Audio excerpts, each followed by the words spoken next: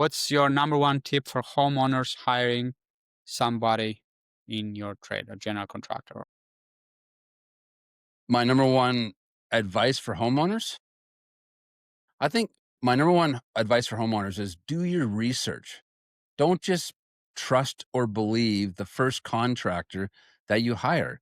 Look at their social media, talk to their past clients, ask for references and follow up on these references. Make sure that the contractor's values align with yours because if your contractor values doing a job cheap, but you want high quality, you're not going to get high quality. You're going to get the job cheap. If the contractor values high quality, but you value cheap, he's gonna spend or they're gonna spend your money like it's no tomorrow and you're gonna go way over budget.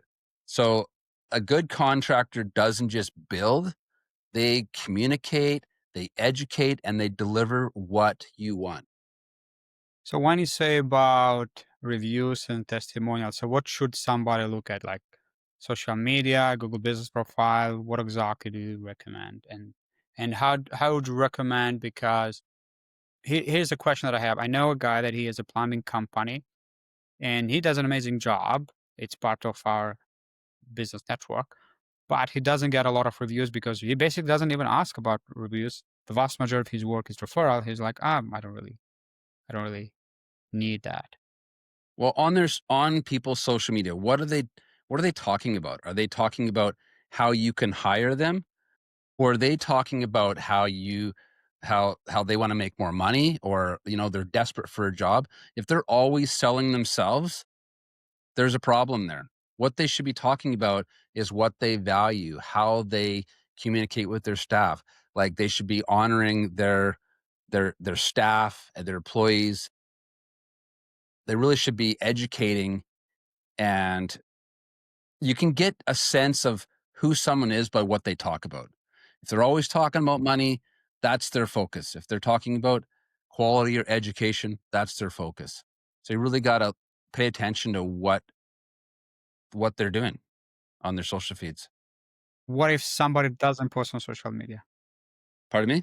If somebody doesn't post on social media, I know a lot of people that are not, you know, biggest fan of social media.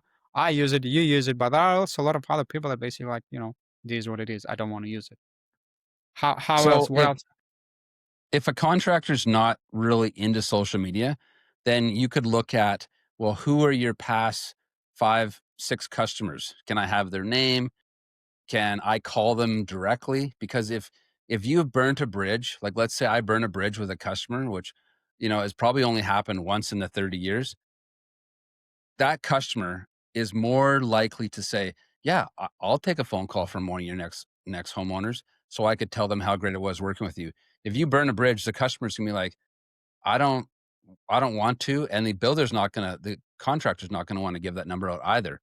So if you got these references and you can actually follow up, that would be key. Just knowing that someone else is is rooting for you on the other side there. Makes sense.